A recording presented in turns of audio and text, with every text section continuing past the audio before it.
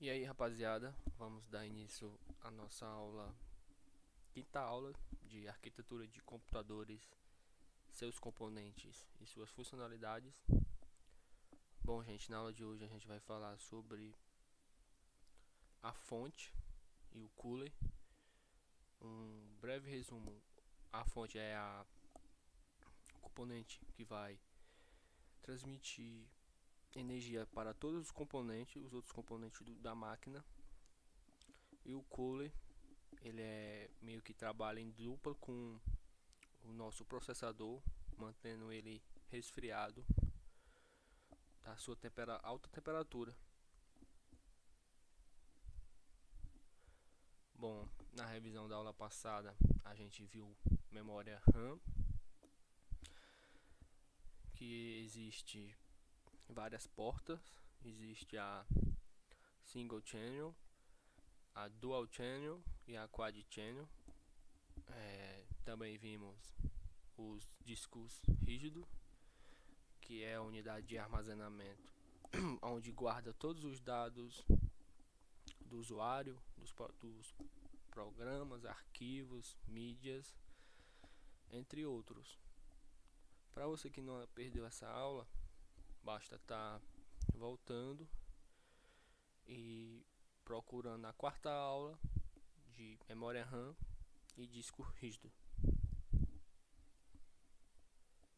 Bom, na aula de hoje a gente vai falar sobre a fonte de alimentação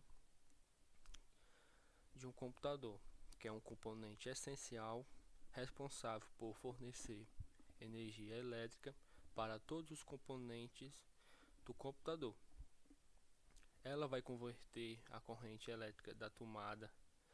Normalmente, essa corrente é alternada e ela faz essa conversão para manter os componentes estáveis, tanto para alimentar o processador, quanto a placa-mãe, a memória, os HD ou SSD, a placa de vídeo e outros dispositivos conectados ao computador.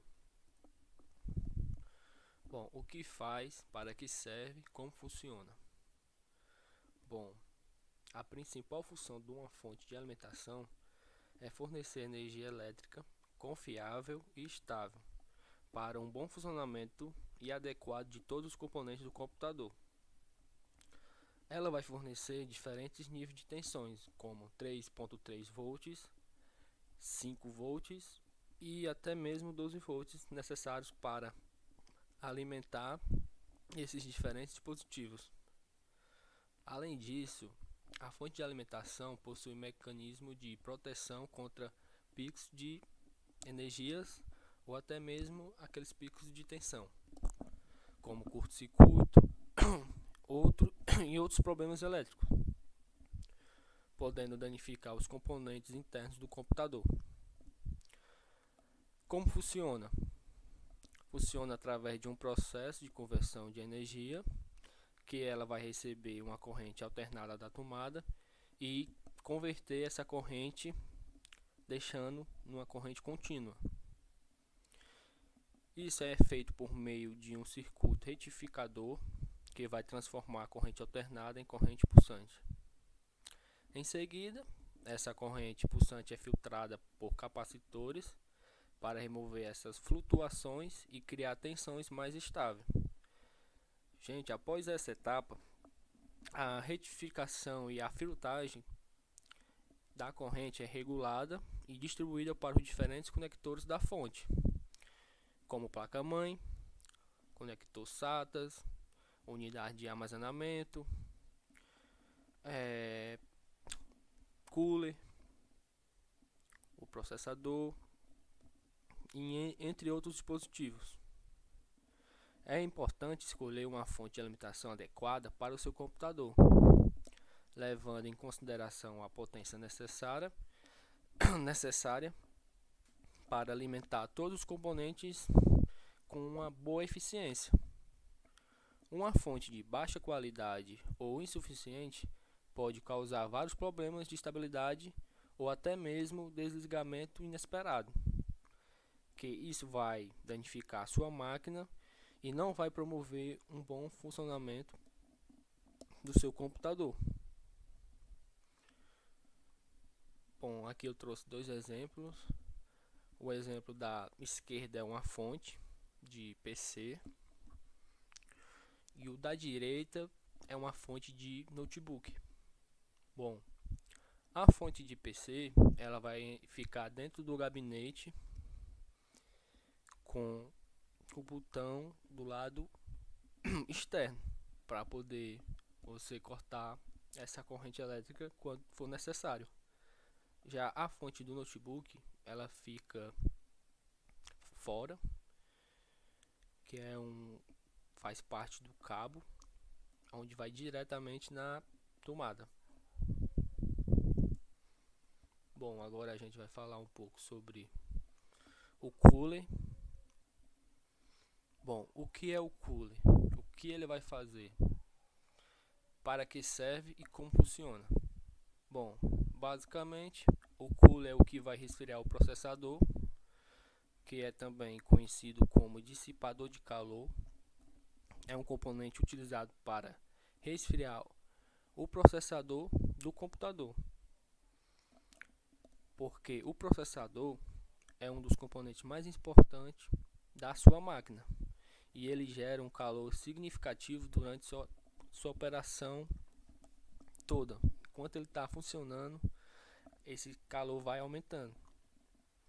Se o calor não for controlado de forma adequada, pode levar a problemas de desempenho e estabilidade, e até mesmo danos permanentes ao processador. Por isso, deve-se usar um cooler do processador que tem o objetivo de remover o calor gerado por a CPU, o processador. Isso vai dissipá-lo no ambiente. Ele vai funcionar da seguinte maneira: existe um dissipador de calor, que é uma peça de metal que possui uma grande área de superfície, que é colocado em direto contato com o processador para absorver o calor gerado por ele. Geralmente, esse dissipador ele é feito de cobre ou alumínio, que são matérias que possuem alta condutividade térmica para transferir o calor de forma eficiente. Bom, essa parte que o processador ele vai soltar todo esse calor por meio de uma pasta térmica, que essa pasta térmica vai fazer que passe e chegue até o dissipador de calor de alumínio. A segunda parte é o ventilador, ou até mesmo chamado de ventoinha, como a gente conhece. No caso dos air cooler, está localizado em cima do dissipador e é responsável por movimentar o ar ao redor do dissipador, que cria um fluxo de ar constante para tirar todo o calor acumulado no dissipador e transferir para o ambiente externo. Esse ventilador é alimentado pela placa-mãe ou diretamente pela fonte. Quando está funcionando, ele aquece e transfere para o dissipador de calor através de uma pasta térmica, como eu falei anteriormente. O ventilador do cooler, por sua vez, retira o ar quente, permitindo o ar mais frio entrar e manter esse processo de resfriamento contínuo. Essa parte ela é tão importante por conta que sua máquina, se estiver mantendo resfriado, ela vai fazer um ótimo desempenho, removendo todo aquele calor acumulado, tanto como poeira, porque isso pode prejudicar bastante o fluxo do ar. Bom, existem dois tipos de cooler, o air cooler e o water cooler. Bom, eu vou falar um pouco sobre os air cooler. Bom, aqui eu trouxe duas imagens para representar. O da esquerda é o air cooler e o da minha direita é o water cooler.